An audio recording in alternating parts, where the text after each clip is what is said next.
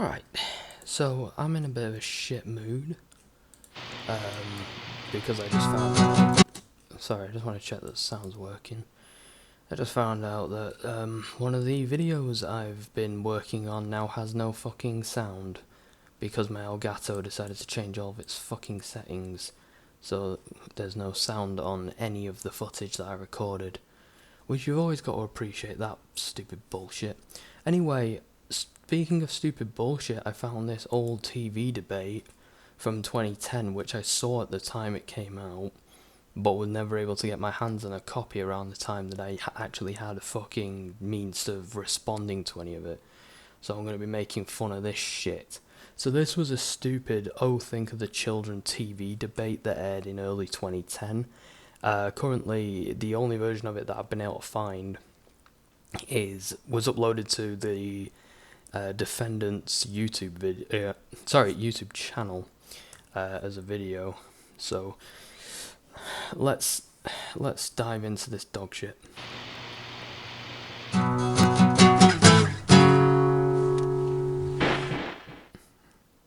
TV and Film Awards. But tonight, it's the turn of the gaming industry to be patted on the back for its creative genius. So this is the Alan Titchmarsh Show, which apparently ran for 7 years. I don't know how the fuck that happened, because in all honesty, it's absolute dog shit. But anyway, this is a show that seemingly was like a panel show for like one of the most boring men on the planet, who used to bore flowers to death in a garden, and then they told him to fuck off, so now he's doing this for a few years.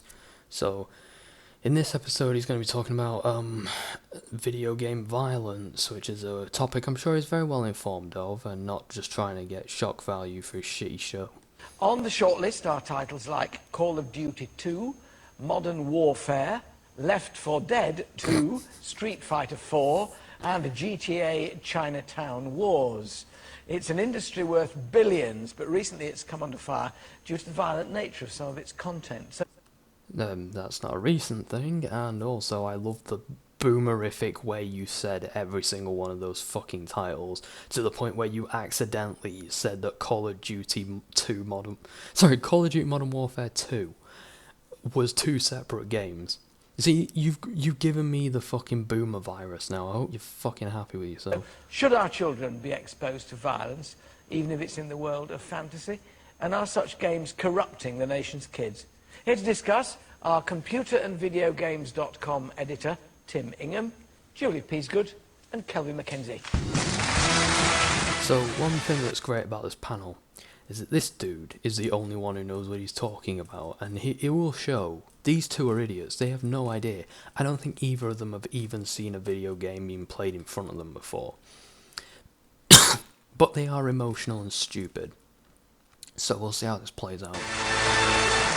Tim, to you first, a lot of people, a lot of parents in particular, are concerned with the enormous amounts of violence in these games. It's a bit more than a TV Western that we used to watch. The Lone Ranger was never quite this bad.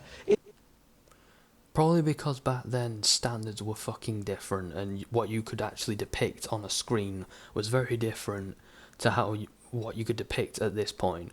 This was released in 2010. Video games were violent, but you had movies like Saw at this point. Something that he fails to fucking point out. Is it defensible? Very much so, yeah. You could easily say the same thing for movies such as The Hurt Locker or Quentin Tarantino's Inglourious, which picked up Oscars.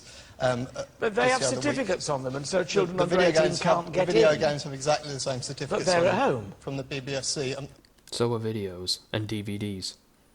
Like, that is the stupidest argument. Well, you can't stop children getting in to a house and putting a video on. You can stop them going into a cinema. Yes, but you can't stop them you can stop them buying video games in the same way that you can stop them buying DVDs. And in fact, the retailers of video games in this country are incredibly strict on the games that are allowed to get into the hands of minors, if you like. This is true, because one thing that I will tell you, even with a full beard and a fucking lanyard that said staff, I was not sold a copy of a video game that was a 16, I think it was, because I didn't have ID. In all honesty, I think it's too strict and too stupid. An interesting statistic for you is that just 1 in 20 video games is rated with an adult rating on it, which just goes to show that 19 in every 20 games are suitable for kids.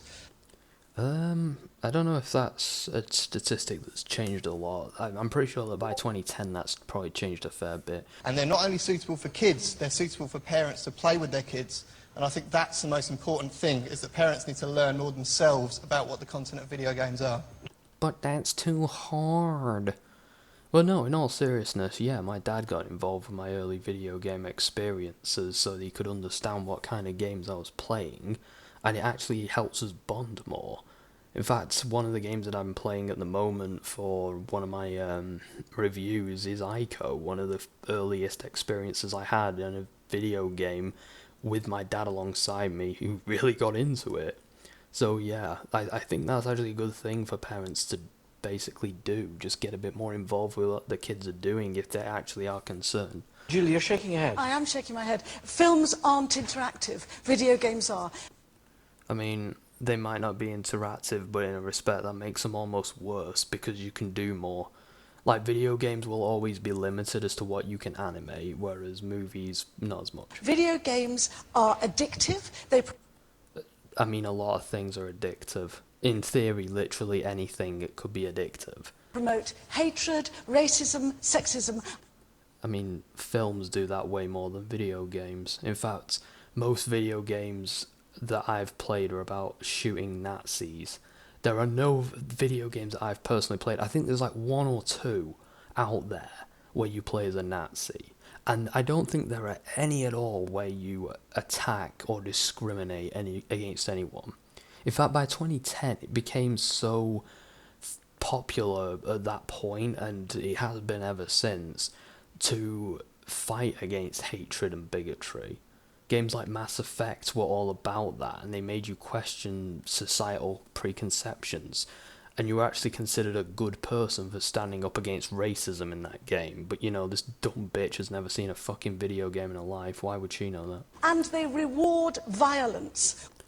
Yeah, in Mass Effect 1, 2 and 3, I punched a reporter in the face and got negative reputation for it and got reprimanded by a superior officer. But, you know. What kind of a message is that? So this is what they do. Whenever she speaks, the audience cheer and clap. Whenever he speaks, silence. They get nothing. Because, this guy, by the way, I'm talking about. Because these two are the good guys and he's the baddie. And that's how you know this is a bullshit, quote-unquote, debate. Because this guy is the villain. And any debate where there's a villain and a hero automatically picked out is bullshit. You can just see it on his face, he's like, this is bullshit. There's a proven link between behavioural violence and video game violence. Okay, cite it. I mean, I can cite a particular study that was done after this debate, but it was still done, that said people who have committed violent crimes, and like serious ones especially, have no interest in video games or have very little interest in video games. Most connections between, by the way, this freeze frame is perfect. Most connections between video game violence and video game violence and real violence that people believed in, like the Columbine shooters practicing in Doom, were proven false later on down the line. There have been 0 instances where a video game has been quoted as to being the reason that someone did anything, especially anything negative. How many people have been killed in the name of Sonic the Hedgehog? And how many people have been killed in the name of Jesus, Muhammad, Allah, God? In fact, you know what? Catcher in the Rye is far more responsible for murders than any fucking video game ever made. Goddamn Piggies by, was it Paul McCartney, sorry? Or George Harrison? Or was it a Beatles thing? I don't know. That caused murders. So music and books are far more dangerous. And they are goddamn instruction manuals and hypnosis tapes for psychopathic killers, and they need to be banned. And I have citation You do not. In a recent Not study, strictly true. yeah, in a recent, In a recent study that I will not fucking talk about where it came from because it's still drying off from when I pulled it out my fucking crusty vag, I can tell you that a recent study, blah blah blah, fuck off. listen, hear me out. In a recent American study, over 100. Who did this study? Was it a university or a college? I mean, you should be able to. You went to a debate and cited this study, so I'm assuming you know who it is. She doesn't know who it is. 130,000 kids worldwide were monitored, okay? And regardless of age, sex or culture, the kids who had a regular diet of violent video games were found to be more aggressive, they were found to be less caring, they had low self-esteem issues, and they suffered from depression. Before I bring Kelvin in, let me let Tim come back on that one. I mean, that's proven facts there. Well, No, it's not. Nothing. Hold on, I'll look it up. Alright, let's have a look. Apparently there was a study, but let's see, because I've got real doubts about this shit. I really do. Let's have a look. A study, it just says as well, which is a bit of an omen. Normally they can say, you know, oh well. Iowa State University. Okay. 137 research reports on more than 130,000 subjects worldwide conclusively that exposure to violent video games makes more aggressive, less caring kids regardless of age, sex or culture. Psychological Bulletin, Psychological Association Journal. We can now say with utmost confidence that regardless of research method is experimental, currently regardless of culture, you can get the same effects.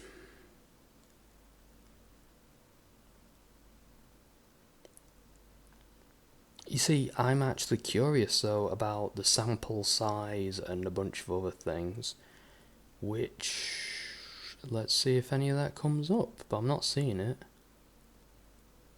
So they believe it's a risk factor, but a more recent one has since debunked this study more or less. You see, I find this study, like, I know this is a summary, but like, the amount of data posted in this article is so lacking and shitty that, like, there's 2 articles that say this study even exists, and both of them are so fucking lacking in information. They're just like, oh yeah, we gave them out to 130,000 kids, and apparently it made all the kids more violent. Okay, but they don't say whether these were rich kids, poor kids. They don't say if there was any correlation that could be ruled out. So to me, this seems like one of those studies, and I could be wrong, but this seems like one of those studies that exists to purely prove a point. You know the ones I mean? The ones where they're like, oh well, iloveguns.com needs to prove that there's less gun violence in gun areas, so let's just find an example where that happens and publish it as universal facts. And whether that's the problem, whether it is universal fact or not, those kind of studies don't prove it, because they're shit studies. But you know what, I'll give her the fact that she actually cited a study, even if I had to go fucking looking for it, and the study actually backed what she said. I just think it's a bullshit study. People can disagree with that, but just looking at what it offers, yeah, I'm not buying it. I'm sorry, it's just a crap study. I don't think they are proven facts. The government's own Byron review, which took place last year, found that there was no direct link between the behaviour of children and what they played in video games long term. However, He's literally cited a source as well, but it's funny because it disagrees with their bullshit. Do you want to know the best thing that proves it, for me personally? The US Army tried to use this. They tried to weaponize this in the mid-2000s. They gave kids violent video games for free, with messages at the end saying, join the army. They only did this once because no fucker joined. Nobody joined the army. I don't know why. One of the games that they chose was Area 51, which I'm sure will fill anyone in confidence in their government. However, I think we're getting away from It's funny because he cited a source we disagree with. the main point, which is that these games are rated for 15 and 18-year-old adults, and they shouldn't be getting into the hands of children in the first place. We as a nation have a failing. We fail to understand that video games have set age categories exactly the same as film do, and we need to make sure that these video games stop getting in the hands of children, and the industry is all for that. Would that stop the problem, Kelvin? Well, my main concern, look, I am not a war gamer, as you might gather, you know. I did have you down. I rejected it quite early in life. No, I'm not a war gamer, but the average age, by the way, is 33 of gamers. My main concern is that the sophistication of video games is such now that actually nobody can tell me where it's all going to end. And the aspect that's raised is that if you get hold of something which is truly incredibly violent, and you look at the difference, if you look at the last 10 years, look between how war game videos have moved on from the violence of then to the violence of today. If you looked in another 10 or 15 years, I am very concerned that incredible things will be happening. And then the psychological actual evidence on both sides is a little bit imbalanced at the moment. It's not clear to me whether children are being damaged by it, although it must be said that the Borgia killers, some 15 years ago, one of them, the boy Venables, he was corrupted by it, or he was affected by it, whether he was corrupted by it. So my issue really is, can you guarantee to me that in 15 years' time we are not looking at a tsunami of violence in the home which is going to corrupt a generation of children? I am in the future, and I can tell you that didn't happen. But I'll give that guy something. He made a coherent point. He made a coherent point. It wasn't a good one, but it was fucking coherent, unlike the other bitch. So well done, Mr. Wargamer. Certainly, because they're... Oh, you have to stop him so that you can applaud the other guy's point, even though it didn't really deserve an applause. You can guarantee that it will not. Not corrupt children. These video games shouldn't be getting in the hands of children in the first place. It's why companies like Sony and Microsoft and Nintendo ensure that there are parental locks on their systems that give parents the power to stop... What about the issue of the level of violence? Oh. Well, to be fair, that actually did improve his statement. The problem is, though, the level of violence is irrelevant because these are not children's games. If Mario smashes somebody's fucking head in with a crowbar, yes, you'd have a point. But when Trevor does it in GTA 5, no kid should be seeing that because it's a fucking 18-rated game about violent drug dealers and bank robbers. I think there's far more blood on the hands of movies, if I'm speaking from the hip. If you look at a certain genre of film that's out there at the minute that they have termed torture porn, you get nothing quite as bad as that in video games. They're not as addictive as video games. Do you... I mean, they can be. Like, I don't know if there are movie addictions. I've never really looked into it, but I could imagine that it could work the same way. Why would video games be more addictive than movies? I mean, you could argue the interactivity would prove more potent, but equally, the effects are never really as good, especially not in 2010.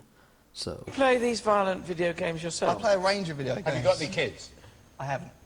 Would You you haven't? let your kids I would not let my kids play violent video games. I would, however, let them play the likes of Little Big Planet, New Super Mario Brothers, SingStar. There are a wealth of video games out there that I know I'm the bad guy in this programme, but I really encourage you to try with your kids because you might actually have more fun than you have in any time recently. What do you get out of watching the violent ones yourself? You're older now, so you're allowed A raging stiffy.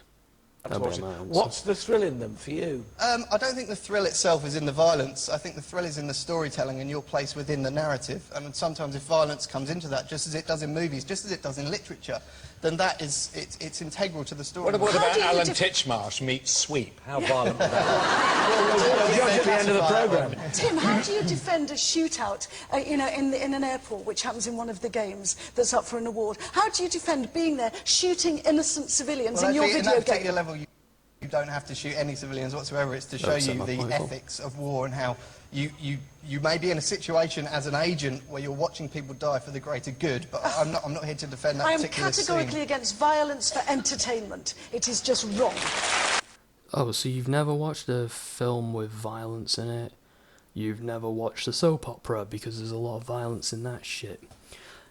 You know what, I want to know something kind of interesting? I've never seen a realistic acid attack in a video game outside of Mortal Kombat 11.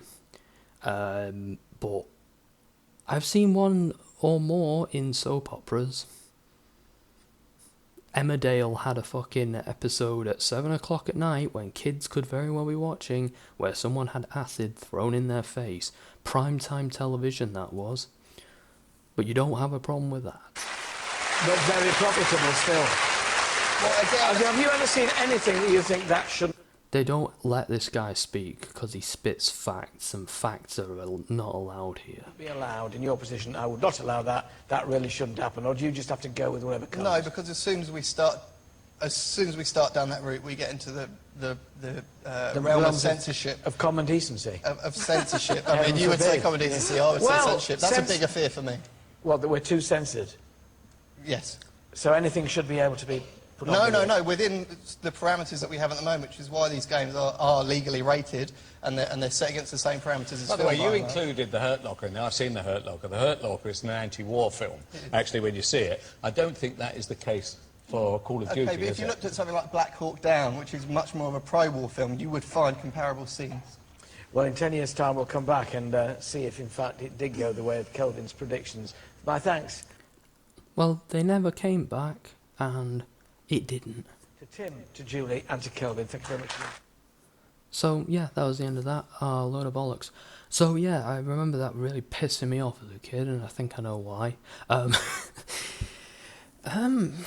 If I'm going to round off what that guy was saying about Hurt Locker being anti-war, you understand that video games, like movies, can have anti-war themes. 2 years after this aired, Spec Ops: The Line came out, which is very anti-war. In fact, that would have been his fucking golden bullet against that argument, but it hadn't come out yet. And I'm sure there would have been examples from pre-2010.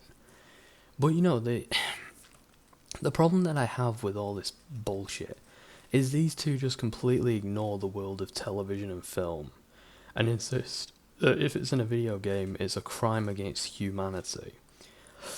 But if it's in their precious soap operas, it's not a problem. And these guys are pro-censorship. They want a fucking world where they want the world to be like the fucking 80s. And the problem is with the 80s and the 90s is censorship was bullshit. Nobody wants censorship, and it's thanks to these wankers. Because instead of it being a tool that can be used against things like a Serbian film, where a dead child gets fucked on film and everyone was like, okay, maybe that was going a bit too far.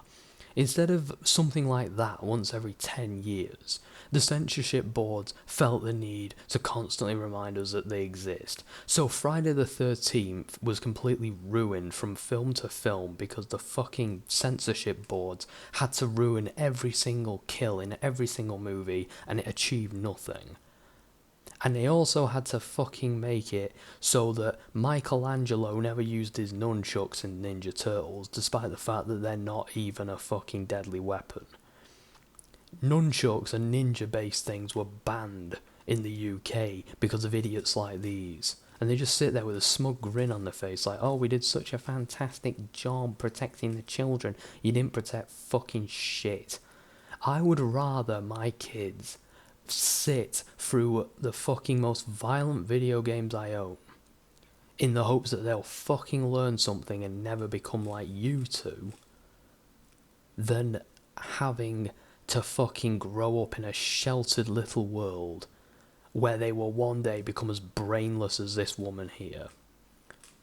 Because in all honesty, this woman is the face, to me, of the anti-video game violence campaign bullshit. No facts, emotional bullshit, absolutely no ability to comprehend what's going on around her, yet she feels the need to enforce her will on it. First thing I'd do is put some tape over her mouth, and I'd also make this guy play a video game before he opens his mouth. Because quite frankly, these two have absolutely no business debating this guy who knows what the fuck he's talking about any of it. You see, I've actually met video game reviewers and pundits who have opinions more aligned with these two, and they could actually cite sources and actually say something intelligent, but they never do that because then the audience would get lost, and old bastards like this and Alan Titchmarsh would have absolutely no idea what's going on. So yeah, to sum up, this guy was completely wrong. There was not a violent uprising in 2017. If anything, there was an uprising of studies that completely demolished these two's lack of points. This woman's an idiot, and this guy is, well, he's my hero. And Alan Titchmarsh, I hope the plants ate him after this episode, because I never really liked him anyway. My name is Professor Curious, and I'll be doing a video on you.